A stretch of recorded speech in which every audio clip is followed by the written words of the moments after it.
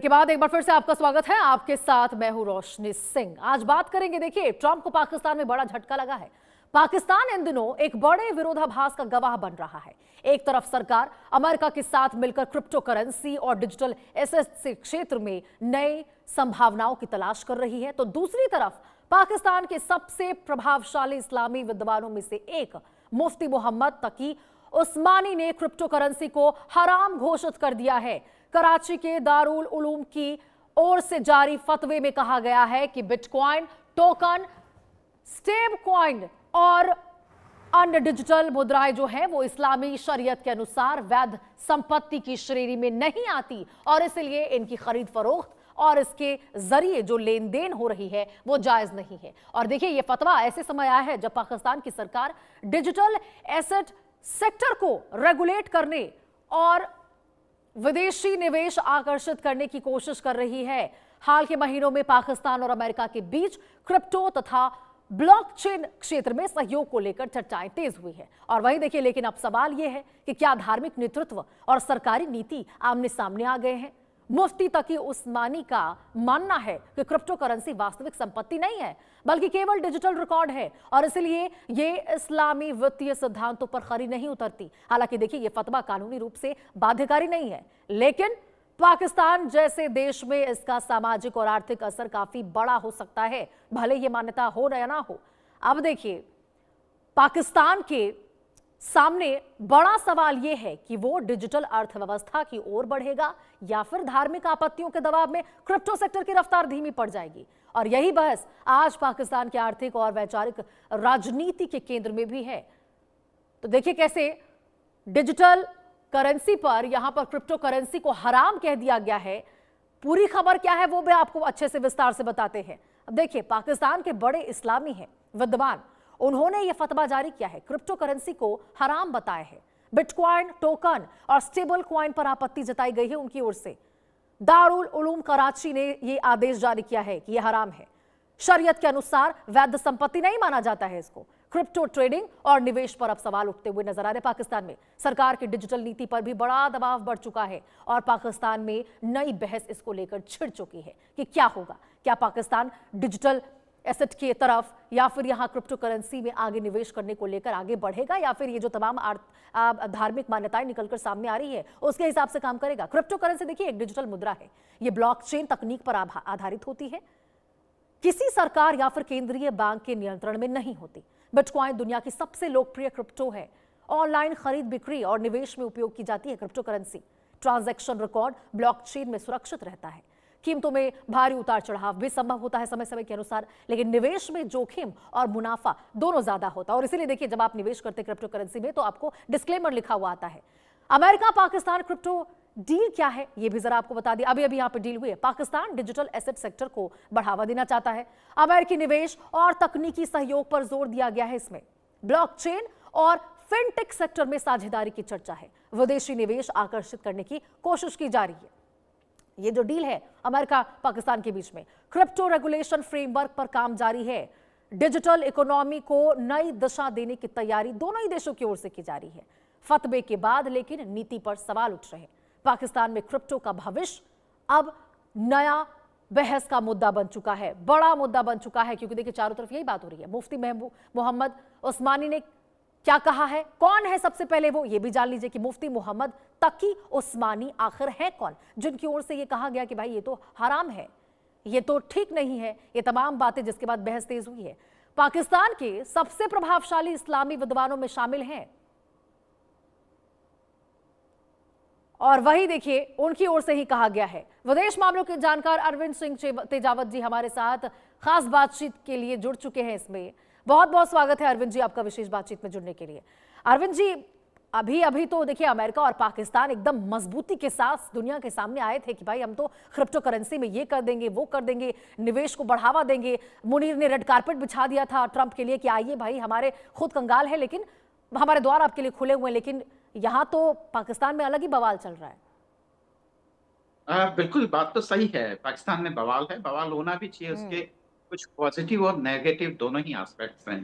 पर उससे पहले हमें ये समझ लेना चाहिए कि क्रिप्टो करेंसी के इस धंधे में पाकिस्तान और यूनाइटेड स्टेट दोनों की ही बड़ी पॉलिटिकल ताकतें शामिल है, और खासकर प्रेसिडेंट ट्रम्प की जो परिवार है वो इसमें काफी अंदर तक महारत रखता है।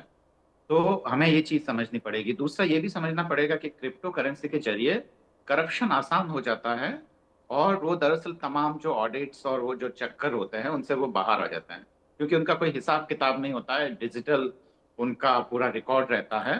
तो ऐसे में यह करप्शन के बाद में जो पैसा जिसको हम सेटल करते हैं, क्योंकि करप्शन करना आसान है, उस रुपए को सेटल करना उतना ही मुश्किल है। तो वो सब जो प्रक्रिया है वो क्रिप्टो करेंसी आपको एक ऐसा प्लेटफॉर्म देती है। पर जैसा कि बिल्कुल आपने ठीक कहा कि रिस्क भी काफी ज्यादा है। हम्म।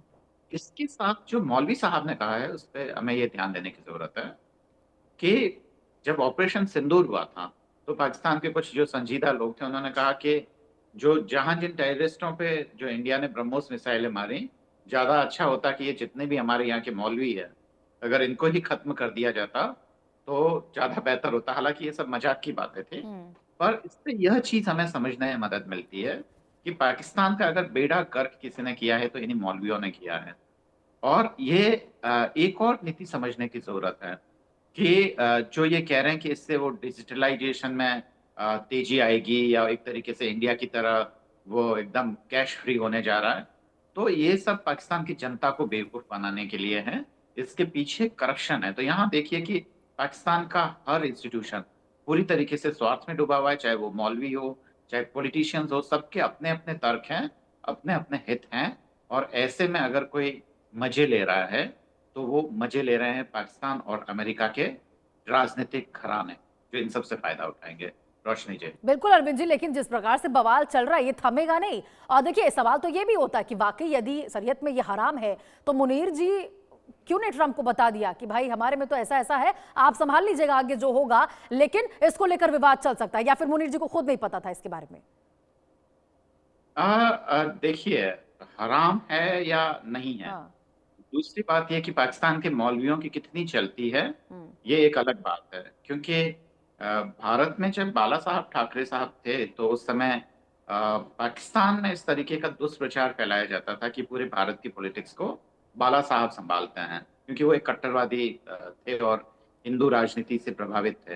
तो एक तरीके का ये प्रोपेगेंडा फैलाया जाता था पूरे के पूरे पाकिस्तान में। हमें ये चीज समझने की जरूरत है कि दरअसल पाकिस्तान के मौलवियों का पाकिस्तान की जनता पे कितना प्रभाव है। जो कट्टरपंथी कुछ जनता है या उनके जो फतवा है, फतवे की इम्पोर्टेंस कितनी है, यह हमें देखने की जरूरत है। और ये है कि आसिफ मुनीर है वो उनको कितना गंभीर तरीके से लेते हैं। इन्हीं सब चीजों के बाद में मुझे लगता है कि यह सोचना चाहिए कि ये पाकिस्तान गवर्नमेंट का स्टैंड है हम्म। या खाली एक मौलवी का एक तो बेवकूफाना क्या बयान। अरविंद जी इसका इसका कोई असर पड़ने वाला है क्या इस फतवे का पाकिस्तान की डिजिटल इकोनॉमी या फिर विदेशी निवेश पर? क्या कोई नकारात्मक असर पड़ सकता है, या फिर बात है बयान है तो बयान तो आते ही जाते रहते हैं? मुझे तो ऐसा ही लगता है रोशनी जी, क्योंकि शतरंज के खिलाड़ी में वो प्यादे से ज्यादा कुछ नहीं है। हाँ। शतरंज के खेल में ऐसे मौलवी एक प्यादे होते हैं और उससे ज्यादा नहीं होता है। पर यहाँ है कि इस पूरी ही राजनीति के पीछे पाकिस्तान का हित नहीं सोचा जा रहा। इसके पीछे जो बड़े बड़े जो घराने हैं, जो मतलब पीढ़ियों से ताकत को अपने हाथ में रखे हुए जो वहाँ के बड़े जमींदार लोग हैं, जो बाद में पॉलिटिक्स में आ गए हैं, या कि ऐसे मौलवी हैं जिन्होंने आम जनता के सेंटिमेंट्स या उनकी आस्था का गलत या बेजा इस्तेमाल करके वो यहाँ आए हैं। तो ये एक तरीके का पावर पॉलिटिक्स होती रहती है जिसमें वो अपनी जो एग्जिस्टेंस को साबित करने की कोशिश करते हैं। पर क्रिप्टो करेंसी मुझे नहीं लगता किसी भी तरीके से। पर ये एक भारत के लिए खतरनाक हो सकता है कि ये जो पॉलिटिकल नेक्सस है हम्म। जो पाकिस्तान बिटवीन यूनाइटेड स्टेट जो बन रहा है, specially in regime of president Trump और रिपब्लिकन्स के समय में, ये भारत के लिए खतरनाक हो सकता है। तो भारत को सजग होना चाहिए, क्योंकि भारत का मोदी साहब के नेतृत्व में जो डिजिटलाइजेशन हुआ है या जबरदस्ती इम्पोज भी था, क्योंकि कोरोना पीरियड आया था और उस समय उसका काफी बेहतरीन इस्तेमाल हुआ। भारत में एक स्वाभाविक तरीके से विकास हो रहा है जहाँ पॉलिटिकल इंटरेस्ट सर्व नहीं हो रहे हैं, नेशन इंटरेस्ट सर्व हो रहे हैं। ये मैं बिना किसी राजनीतिक पूर्वाग्रह के कह रहा हूँ कि मोदी साहब को उस समय भले ही ना समझा गया हो या चीजें, पर चीजें ऐसे टर्न आउट हुई है कि हम्म। भारत एक बहुत बड़ी डिजिटल इकोनॉमी की ओर आगे बढ़ रही है, जिसका फायदा हर सेक्टर में है। वो इतिहास तय करेगा इसकी बातें, वो हम इतिहासकारों पे छोड़ देते हैं। पर भारत में जो पीपल सेंट्रिक जो नीतियां रही है, वैसा पाकिस्तान में इस डिजिटलाइजेशन या जो बिटकॉइंस या वो है, ये तो बहुत खतरनाक है, क्योंकि कई बार सरकार का भी इस पे कंट्रोल नहीं होता है, तो पाकिस्तान में करप्शन की जो स्पीड है वो बहुत तेजी से और बढ़ जाएगी। और मुझे लगता है कि अभी तो जो पॉलिटिशियंस हैं बिटकॉइंस के पीछे वो अपना ही हित देख रहे हैं, ना कि पाकिस्तानी आवाम का। जी।